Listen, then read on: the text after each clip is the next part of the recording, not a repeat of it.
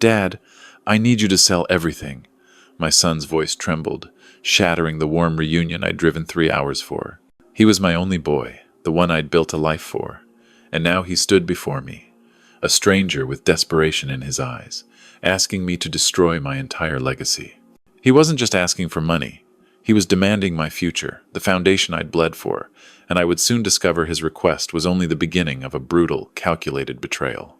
But first, he had to get me to a quiet little pub where a friendly bartender would change everything. Before we continue, please subscribe to the channel and let us know where you're listening in the comments. The gray Ohio sky hung low, spitting a cold drizzle that slicked the asphalt under the tires of my old Ford pickup. 3 hours on the interstate from my small corner of the state to Cleveland had settled a familiar ache in my lower back, a constant companion at 66. But it was a good ache, the kind earned from effort, the kind that promised a warm hug and a hot meal at the end of the road. I pulled up to my son Leo's house, a neat 2-story colonial in a suburb where all the mailboxes looked the same. For a moment I remembered him at 10, his hand clasped firmly in mine, full of a trusting warmth that seemed a lifetime away, but I couldn't have imagined just how distant that lifetime had become. He was already opening the front door before I'd even killed the engine. "Dad!" Leo's voice was too bright, a forced cheerfulness that didn't match the weary lines around his eyes. He bounded down the porch steps, arms spread for an embrace, but the motion was jerky, unnatural. His smile was a perfect white crescent that didn't move the rest of his face. It was the smile of a man holding his breath. As he reached for my heavy leather suitcase, I saw it, a slight, almost imperceptible tremor in his hand. It was the kind of detail you'd only notice if you'd spent years diagnosing a misfiring engine by sound alone.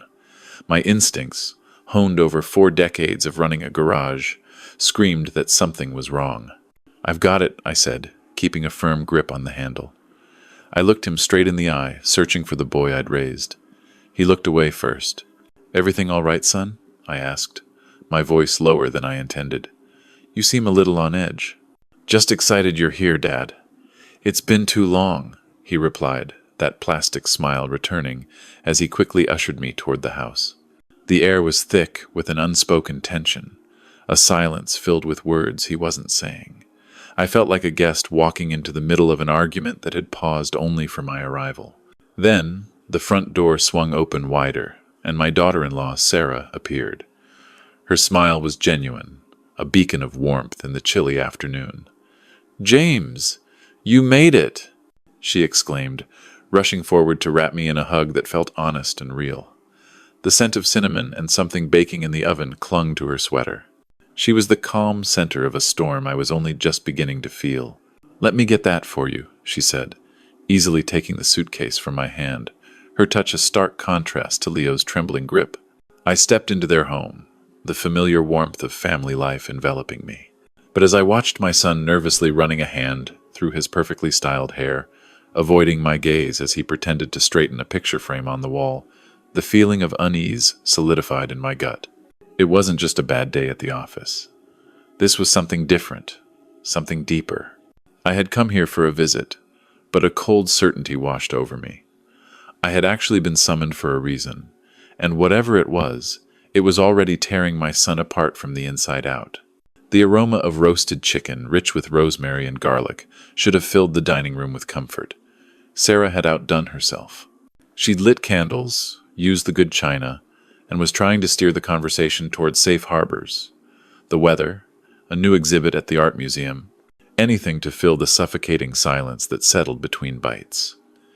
I played my part, complimenting the food and asking about her students, but my attention was fixed on Leo. He didn't eat. He merely rearranged the food on his plate, pushing a piece of chicken around with his fork like a chess player contemplating a losing move. He finally broke. With a sharp clink, his fork dropped onto the plate, the sound echoing like a gunshot in the quiet room. Sarah flinched. "Dad," Leo began, his voice tight and strained. "I need your help. I got into a bad real estate deal. A once-in-a-lifetime opportunity. It went south." I put my own fork down slowly, deliberately. I didn't say anything. I just waited. My silence seemed to unnerve him more than any question could. "I need $500,000, he blurted out, the words tumbling over each other, And I need it by the end of the month. Sarah gasped, her hand flying to her mouth. I remained still, my gaze locked on my son. I'd seen this kind of desperation before in customers trying to pay for a transmission rebuild with a maxed-out credit card, but never on this scale. Never from my own flesh and blood. "And how do you expect me to get that kind of money, son?" I asked, my voice level. Leo looked up, and for the first time, I saw the raw panic in his eyes. "The garage," he said, his voice dropping to a near whisper. "You have to sell the garage." The room went cold. Sarah started crying softly, a quiet, wounded sound. "No," I said. It wasn't an angry word, just a simple statement of fact. "But I can lend you 50,000, no interest, to get you back on your feet." It was like I'd slapped him, his face contorted with a rage that was terrifying to behold. He shot up from his chair, his fists clenched at his sides. 50,000? That's an insult. It's not a loan, Dad. It's an investment in your family's survival, he yelled, his voice cracking. "You just don't get it. You never have. It was always about the garage, never about me. You missed my games, my graduation. You were never there." The accusations were a whirlwind of half-truths and distorted memories, the desperate blame-shifting of a man cornered by his own mistakes. Sarah's sobs grew louder. "Leo, please! James, please, stop!" I rose from my chair, my joints protesting, and looked at the furious stranger who wore my son's face. "The garage is my life's work," I said, my voice as solid and unyielding as the steel beams that held its roof. "It's our family's foundation, not a piggy bank to smash open." My finality seemed to drain all the fight out of him. He sank back into his chair, defeated. The argument was over. The candles flickered, casting long, dancing shadows on the wall. The food sat untouched, growing cold on the expensive china. The silence that fell over the room was heavier and more painful than any shouting could ever be. In that moment, looking at the wreckage of our family dinner, I knew this wasn't just about a bad deal. This was something far, far worse. Sleep wouldn't come. I lay in the guest bed for 2 hours, listening to the old house settle and the rain whisper against the window pane. The scene from the dinner table played on a loop in my mind. The rage in Leo's eyes, Sarah's silent tears. This wasn't just debt, it was a sickness in his soul. My throat was dry, so I pushed myself out of bed, my joints complaining in the quiet dark. I crept down the stairs, each step creaking like a warning, and made my way to the kitchen for a glass of water. The only light came from the soft glow of the microwave clock. As my eyes adjusted, a shape detached itself from the shadows of the living room. I nearly jumped out of my skin. It was Leo. He stood there, shoulders slumped, looking not like the enraged man from dinner, but like a lost boy. "I couldn't sleep," he said, his voice raspy with emotion. He stepped into the sliver of moonlight filtering through the kitchen window, and I could see his face was pale, his eyes red, rimmed. He looked genuinely ashamed. "Dad, I'm sorry," he began, and the words sounded heavy, real. "There's no excuse for how I acted. The things I said, accusing you. It was cruel. It wasn't true." He looked down at his bare feet on the cool linoleum floor. "The pressure, it's getting to me. I'm in over my head and I took it out on you, the one person who's never given up on me. Every part of my logical mind, the mechanic's mind that diagnosed problems, told me this was too sudden, too perfect. An engine doesn't fix itself overnight. But the father in me, the part that remembered teaching this man to ride a bike, saw the glimmer of the sun I thought I'd lost. It was a powerful, intoxicating hope. I wanted to believe it." He looked up, his eyes pleading. "I was out of line, Dad. I'm just drowning. Can we go grab a beer? Just you and me. I need my father's advice." He gestured vaguely toward the door. "There's a quiet place nearby, the Ironclad. We can just sit, talk properly. No yelling. I need my dad." The request was a masterstroke of manipulation. He wasn't asking for money now. He was asking for me. He was framing it as a cry for help, a chance for connection. My head screamed trap. But my heart, worn down by a lifetime of love, whispered, what if he's telling the truth? What if this was my one chance to pull him back from the edge? To reject him now might be to lose him forever. I took a long, slow breath, the scent of stale coffee and rain in the air. "All right, son," I heard myself say, the words feeling like a gamble. "Let me get my jacket." A wave of relief washed over his face, so profound it almost looked genuine. He nodded, a real smile finally touching his eyes. For a moment, he was my boy again. He grabbed his own coat from the hook by the door as I went to retrieve mine. As I followed him to the front door, a fragile hope began to bloom in my chest. Maybe a beer was exactly what we needed. Maybe we could still fix this.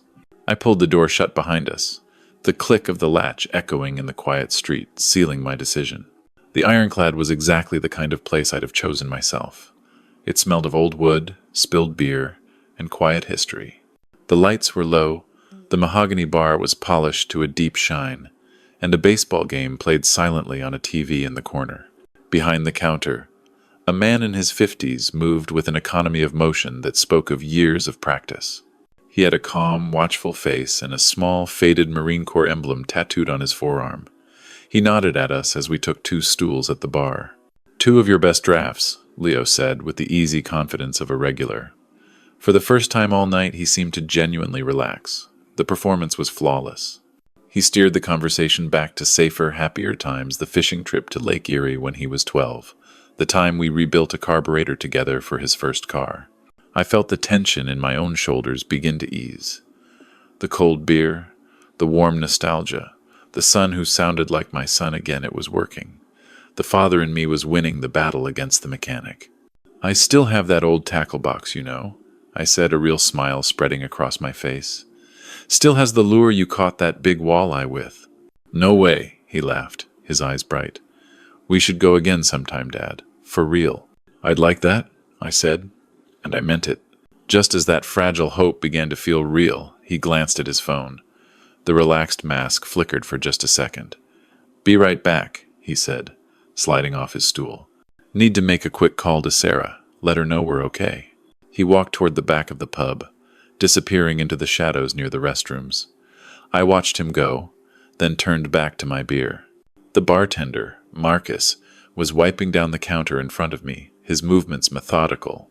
He worked his way down the bar until he was directly opposite me. He didn't look up. "Your son is bad news," he said, his voice a low rumble, barely audible over the hum of the beer cooler. I stared at him, confused. "I'm sorry?" He still didn't look at me. Instead, he subtly tapped a spot on the counter. A small, dark screen I hadn't noticed, built flush into the bar's surface, flickered to life. It was a security feed. The timestamp in the corner read 3:15 p.m. that afternoon. The camera was aimed at the pub's front entrance. There was Leo. He was talking to a man built like a refrigerator, with a hard, cruel face and hands like cinder blocks. My son was talking animatedly, gesturing, pleading. The big man just listened, impassive. Then I saw Leo reach into his jacket and pull out a thick, white envelope. He handed it to the man. It wasn't a friendly exchange. It was a transaction. My blood turned to ice. My hand felt numb around my beer glass. Marcus leaned in a little closer, his eyes finally meeting mine. They were cold and serious. "Saw them earlier," he murmured, his voice flat. "That's not a business meeting. That's a deal with the devil." I couldn't breathe. The screen showed my son, my boy, shaking hands with a monster. The friendly chatter about fishing, the laughter, the promises, all of it was a lie. A carefully constructed stage. And I was the star of a play I didn't know I was in. My heart, which had felt so full of hope just moments before, now felt like it was being crushed in a vice. The whole world narrowed to that grainy black and white image of betrayal. The grainy image on the screen burned into my retinas, a permanent scar on my memory. My mind was a vortex of white noise and betrayal. I couldn't move, couldn't think. The friendly drone of the baseball commentators on the TV, the clink of glasses, the low murmur of conversation, it all felt like it was happening on another planet. A hand clamped down on my shoulder, hard and firm, pulling me back to reality. It was Marcus. His face was grim, his eyes intense. "There's no time," he hissed, his voice like gravel. The bartender persona was gone. This was the Marine. "He'll be back any second. You need to disappear." My own voice felt like a stranger's. "How?" "Go, now," he commanded, his words sharp and precise, each one a bullet point in an escape plan. "Through the bathroom window. Don't go back to his house. Don't call him. Just run." His urgency cut through the fog of my shock. My body started moving before my brain could fully process it. I slid off the bar stool, my legs unsteady, and forced myself to walk, not run, toward the back of the pub. Every instinct screamed at me to look over my shoulder, to see if Leo was returning, but I kept my eyes fixed on the peeling sign that read, "Restrooms." The short walk felt like a mile, each step a monumental effort of will. I pushed open the door to the men's room and locked it behind me. The click of the bolt echoed in the small, tiled space. It smelled of bleach and despair. For a second, I leaned against the door, my heart hammering against my ribs like a trapped bird. Then I saw it. The window. It was exactly as I'd feared. High on the wall, rectangular, and unforgivingly small. It was a window for ventilation, not for a 66-year-old man with a bad knee to escape through. There was no other choice. Adrenaline surged through me, a bitter, metallic taste in my mouth. I grabbed the edges of the porcelain sink, the cold ceramic biting into my palms, and hoisted myself up. A sharp, searing pain shot through my left knee, and I nearly cried out. My dress shoes slipped on the wet countertop. For a terrifying moment, I dangled there, my reflection in the cracked mirror showing a scared old man, a stranger to myself. With a grunt, I found a foothold and pushed myself toward the opening. The window frame dug into my ribs as I wriggled through, my body protesting every inch. My jacket snagged on the rusty latch, the sound of tearing fabric unnaturally loud. For a second I was stuck, half in, half out, suspended between the false warmth of the pub and the cold, unknown darkness of the alley. I gave one last desperate shove. Then I was falling. The drop was only about 8 feet, but it felt like a mile. I hit the pavement harder than I expected, my knees buckling under the impact. Pain exploded through my ankles and shot up my spine. I landed in a heap, next to a row of overflowing dumpsters, the stench of garbage and stale beer filling my nostrils. Rain began to fall, cold and stinging on my face. I was out. I was alive. I lay there for a moment, gasping for breath, the alley spinning around me. As I pushed myself up onto my elbows, a new sound cut through the quiet rhythm of the rain. The crunch of heavy footsteps on loose gravel, just around the corner. Panic shot through me, cold and sharp. I scrambled on hands and knees, ignoring the searing pain in my ankle, and pressed myself into the shadows behind a massive, reeking dumpster. The smell of rotting food and sour milk was overpowering, but it was a small price to pay for concealment. I held my breath, listening as the footsteps grew closer. Through a gap between the dumpster and the brick wall, I saw him. It was Benny, the hulking man from the security footage. He wasn't searching, he was waiting. A moment later, Leo emerged from the front of the pub, his face tight with frustration. He wasn't acting anymore. This was his true face. "He's gone," Leo snapped, his voice a low growl. "Vanished. The bartender said he went to the restroom 20 minutes ago and never came back." "So the old man spooked," Benny grunted, his voice like grinding rocks. "Doesn't matter. We stick to the backup plan. Your place or his?" "His," Leo said without hesitation. "My garage back home. It's perfect. No neighbors close by. And he trusts that place more than he trusts people. My own garage. My sanctuary. They were planning to turn it into a tomb."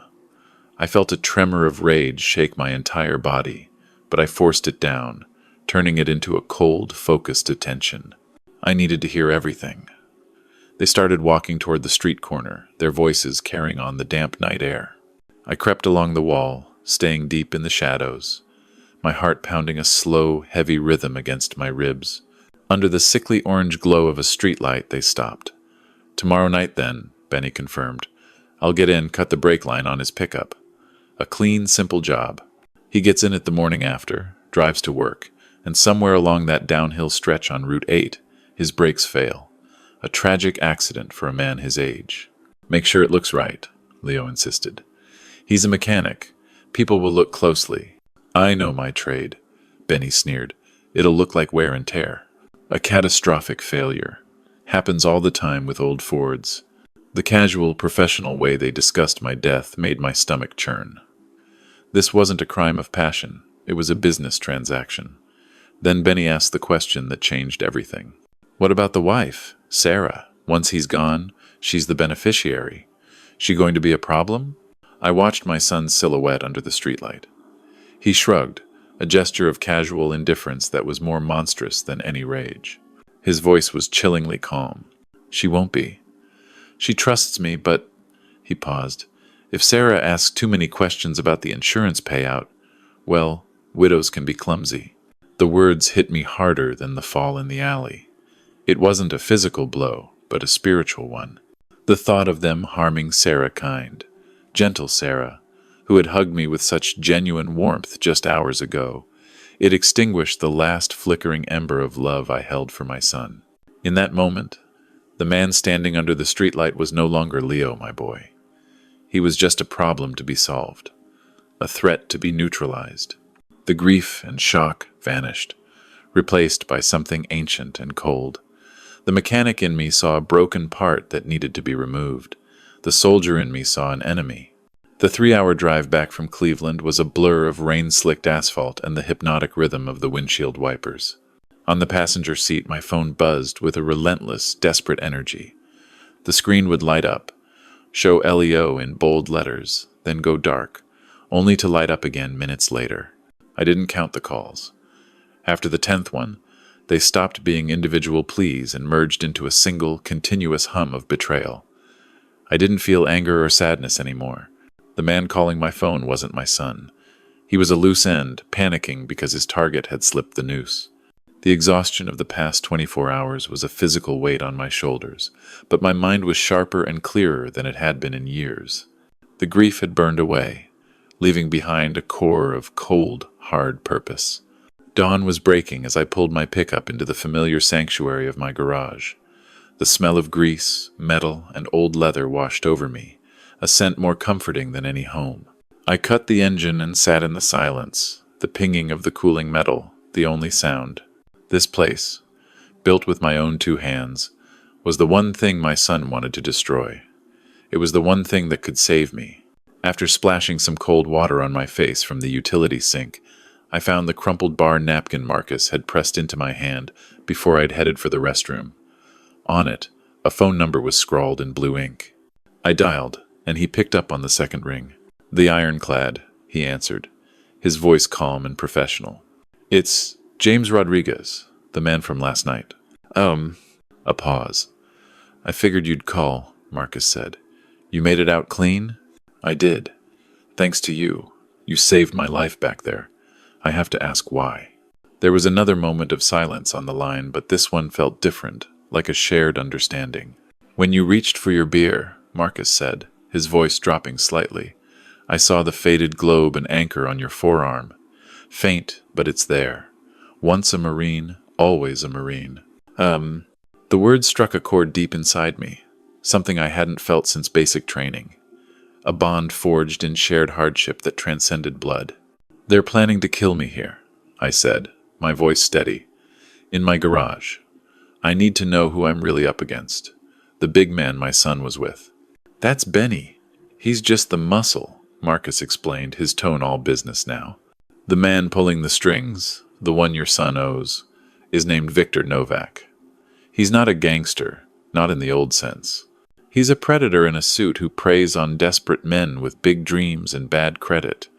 He doesn't like loose ends, and he doesn't like surprises. He will send them back to finish the job." The name gave my enemy a face. Victor Novak. "Thank you, Marcus," I said, the words feeling inadequate. "It means we don't leave our own behind," he replied, a quiet intensity in his voice. "That's who you're up against. Be smart, Marine." He hung up. I stood in the center of my garage, the phone still in my hand. The familiar space looked different now. The heavy-duty engine hoist wasn't just for lifting engines anymore. It was a gallows. The tangle of welding cables wasn't just for repairs. They were restraints. The pits in the floor weren't just for oil changes. They were traps. This wasn't just my workshop anymore. This was the battlefield. For the first time in 2 days, I slept. It wasn't a restful sleep, but a deep, dreamless void that lasted 4 hours. When I awoke, the sun was high in the sky, and the cold purpose from the night before had solidified into a detailed plan. I drank a cup of black coffee, the bitter liquid a welcome jolt, and got to work. My grief had found its new purpose. It was now the fuel for the engine of retribution. In the far corner of the garage, under a dusty gray tarp, sat a ghost from another era, a 1985 Oldsmobile sedan. It hadn't run in a decade, a forgotten project from a customer who never came back for it. I wrestled the heavy tarp off, the cloud of dust making me cough, and with a grunt of effort, pushed the hulking beast into the central bay, directly under the bright, unforgiving work lights. My office was a chaotic mess of invoices and old manuals, but I knew where everything was. I pulled out the original, yellowed schematics for the Oldsmobile, the pages thin and brittle with age. I spread them across my workbench, the intricate lines and symbols as familiar to me as the back of my own hand. But I wasn't looking for what was broken. I was looking for what I could break on purpose, and how I could control that chaos. For an hour, I did nothing but study and sketch, my pencil scratching quietly in the silent garage, mapping out a new nervous system for the dead machine. Then, the real work began. There was no room for emotion, only for precision. My hands, which had trembled with shock in my son's kitchen, were now perfectly steady. I snipped wires, stripped insulation, and rerouted circuits with the focus of a surgeon. The car's horn, its high beams, its power locks. I bypassed the ignition and wired them all to a small, salvaged, remote control receiver from an old garage door opener. I tested it once. The sudden blare of the horn and flash of the lights echoed through the garage, a satisfying roar of controlled power. Next came the eyes.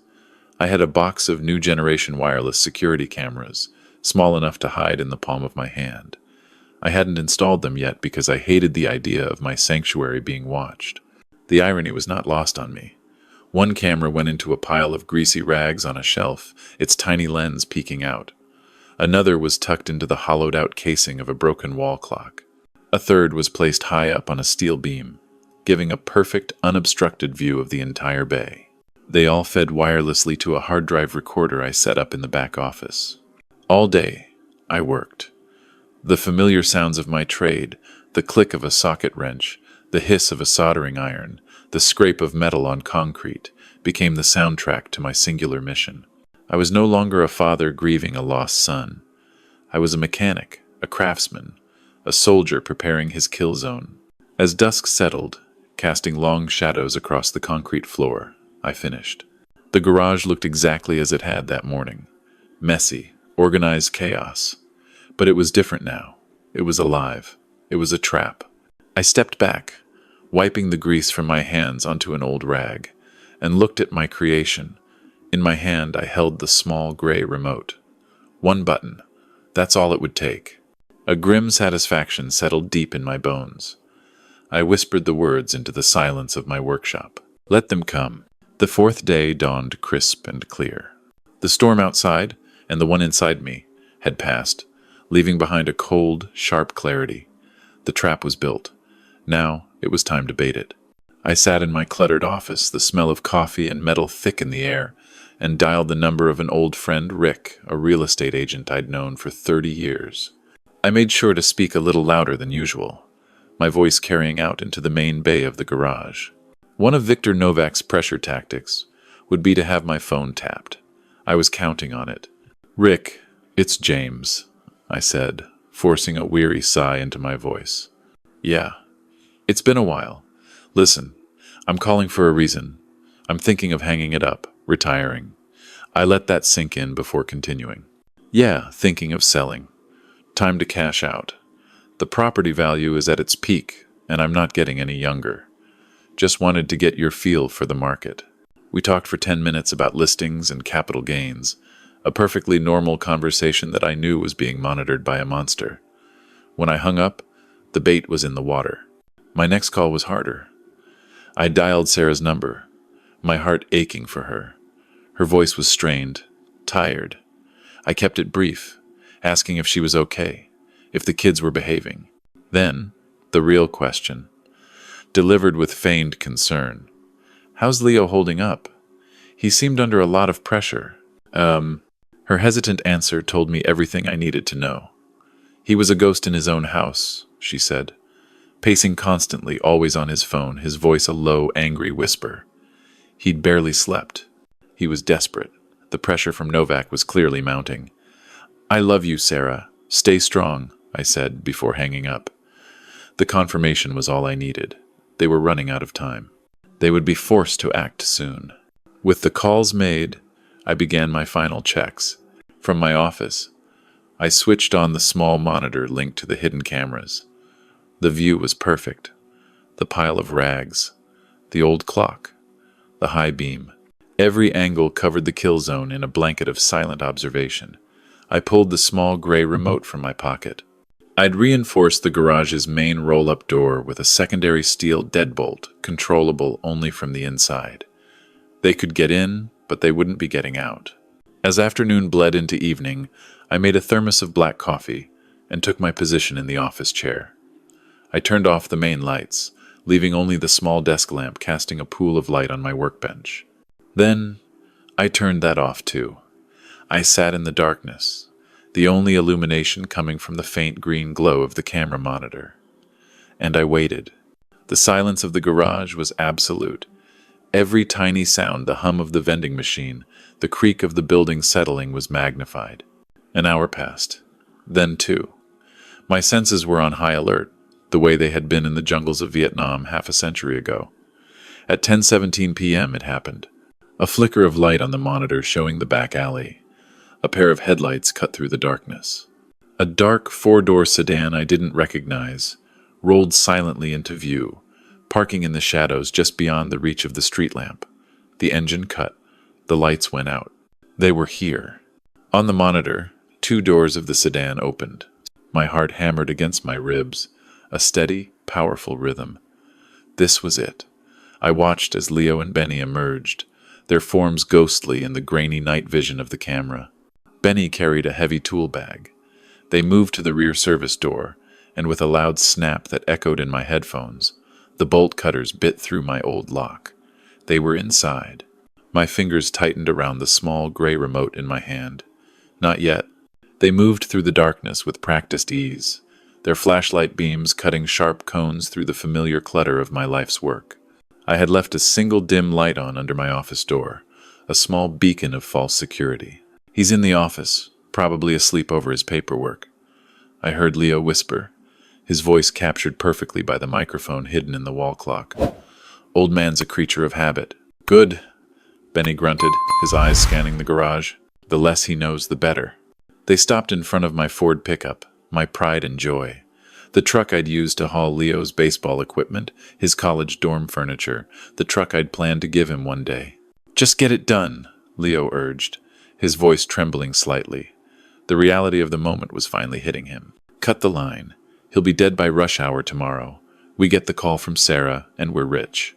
Relax, Benny said, pulling a pair of cutters from his bag. I've done this 100 times. He leaned over the engine bay, and with a metallic click, popped the hood. That was the signal. My thumb found the button on the remote. I took one last, steadying breath and pressed it. The effect was instantaneous and absolute chaos. The ancient horn of the Oldsmobile exploded to life, a deafening, relentless blare that filled every inch of the garage. Simultaneously, its high beams flashed on, 4 beams of brilliant white light that pinned both men in a cage of blinding illumination. Before they could even react, the massive steel roll-up door slammed shut with the force and finality of a guillotine, sealing them inside. The power locks on the Oldsmobile began clicking manically open, shut, adding a maddening, syncopated rhythm to the cacophony. Benny dropped his tools, shielding his eyes. "What the hell is this?" he screamed over the horn. Leo was spinning in a circle, his face a mask of pure terror, the swagger gone, replaced by the panic of a cornered animal. He understood immediately. "It's a trap!" he shrieked, his voice raw with disbelief. He knew! He knew everything! Just as suddenly as it began, it stopped. The horn died. The lights went out. The clicking ceased. The garage was plunged back into a ringing, suffocating silence. In the sudden darkness, Leo and Benny stood panting, their eyes wide and searching. Then, a single, soft light flicked on, the light in my office. Through the reinforced glass window that looked out into the bay, they saw me. I was standing there, perfectly still, my face unreadable in the shadows. In my hand, I held the small gray remote. I didn't move. I didn't speak. I just watched them. I watched the dawning horror on my son's face as he stared at the father he had tried to erase, the father who had just become his judge, jury, and jailer. I stood behind the glass, a ghost in my own story, and watched the terror bloom on my son's face. In the profound silence that followed the chaos, another sound began to intrude, a distant wail that grew steadily louder, closer, splitting the night air. Red and blue lights began to flash against the grime on the garage windows, painting the scene in frantic, strobing colors. I had made a call to a detective I knew, a good man, 10 minutes before the sedan ever arrived, telling him only that I suspected a break-in was about to occur at my address. The sound of heavy boots on gravel was followed by a loud, authoritative shout. "Cleveland PD, open the door!" Leo and Benny were frozen, trapped between the blinding strobes from outside and my unmoving silhouette in the office. A moment later, the side service door burst open, and the garage was flooded with uniformed officers, guns drawn, their movements swift and professional. "On the ground, hands behind your heads, now!" There was no fight. Benny, the professional muscle, knew when the game was up. He went to his knees immediately. Leo, however, remained standing for a second too long, his head swiveling between the police and me. As an officer shoved him roughly to the ground, his eyes locked with mine. There was no remorse in them, no sadness, only a bottomless, venomous hatred. It was the look of a stranger, and it was the last time I would ever see my son as anything but. I stepped out of the office as they were being cuffed. A plain-clothes detective, a man my age with tired eyes and a graying mustache, approached me. "Detective Miller," he said, his eyes surveying the bizarre scene, the rigged car, the slammed door, the tools scattered on the floor. "You have one hell of a security system." I reached into my pocket and pulled out the small black hard drive. "Everything you need is on here, detective," I said, my voice hoarse. "Their conversation from the moment they broke in. The name of the man who hired them is Victor Novak. This will be enough for your warrant." Miller took the hard drive, weighing it in his palm as if it were heavier than it looked. He glanced from the drive to the cuffed men being led away, and then back to me. A slow look of understanding and respect dawned on his face. "You did all this yourself?" he asked, a note of awe in his voice. "Mr. Rodriguez, you should have been a cop." My eyes followed the flashing lights of the patrol car as it pulled out of the alley, carrying my son away. The love of my life, the boy I had built this entire world for, was gone, erased by the monster he had become. The weight of it all settled on me, a grief so profound it felt physical. "No," I said softly, the words tasting like ash in my mouth. "I'm just a mechanic, and a father." The detective gave a solemn nod, and turned to organize his crime scene. Soon they were all gone, the cops, the criminals, the noise. The only thing left was the flashing yellow tape across my garage door, and the sudden crushing silence. I had won. But standing alone in the wreckage of my life, it felt exactly like I had lost. 3 months later, the world had kept spinning. Spring had arrived in Ohio, coaxing green shoots from the cold earth and painting the sky a hopeful shade of blue. I wasn't the same man who had driven to Cleveland that winter afternoon, but I was still standing. The legal system had moved with a grim efficiency. Faced with the undeniable evidence from the hard drive, Leo and Benny had taken plea bargains. Victor Novak's empire of predatory loans was being dismantled by the feds. Justice, in its cold, impartial way, had been served. I was in a small, sunny front yard, on my knees, a wrench in my hand. It was Sarah's new house, a modest rental with a peeling porch swing and enough room for the kids to run. The sound of children's laughter, which I once thought I'd never hear again without a pang of grief, was now a gentle balm on an old wound. Sarah came out from the house, carrying 2 tall glasses of iced tea, and sat on the porch steps. She was thinner, with a new, quiet strength in her eyes. "The final divorce papers came through yesterday," she said, not with sadness, but with the simple finality of closing a painful chapter. She watched me tightening a bolt on the new swing set I was assembling for the kids.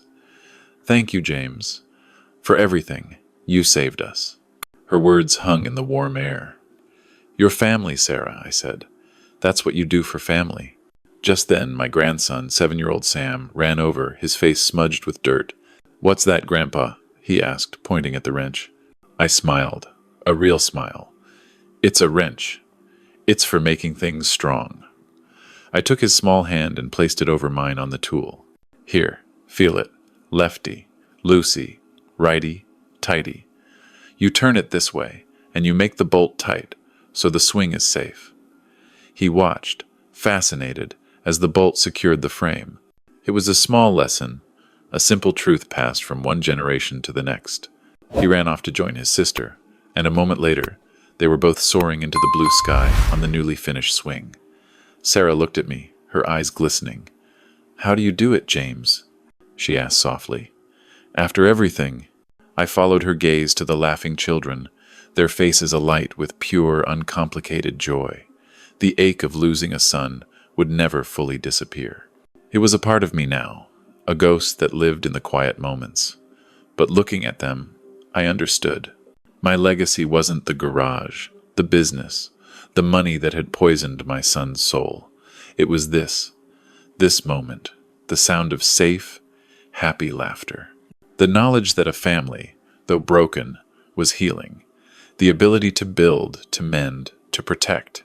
I looked at Sarah, the daughter I had gained through tragedy, and felt a sense of peace settle over me, quiet and profound. "You just fix what's broken," I said, "and you protect what's important." In the quiet moments that followed, the story of James Rodriguez settled not as a tale of vengeance, but as a testament to a father's resilience. It's a stark reminder that the foundations we build in life, be they of steel and concrete or of integrity and love, are truly tested not by time but by betrayal. The hardest repairs are not made to engines, but to the heart, and the most valuable legacy we can pass on isn't wealth, but the wisdom to know what's worth protecting. James lost a son, but he reclaimed his purpose, to be a builder, a protector, a man who, when faced with the wreckage of his world, simply picked up his tools and began to fix what was broken. This story is for anyone who has ever had to find strength in the face of unimaginable loss, and for the quiet heroes who remind us that true justice often comes not with a bang, but with the steady, patient work of a good man's hands. Thank you for joining us on this journey. If this story resonated with you, please consider subscribing to the channel and share your own stories of resilience and hope in the comments below. Your voice is a vital part of our community.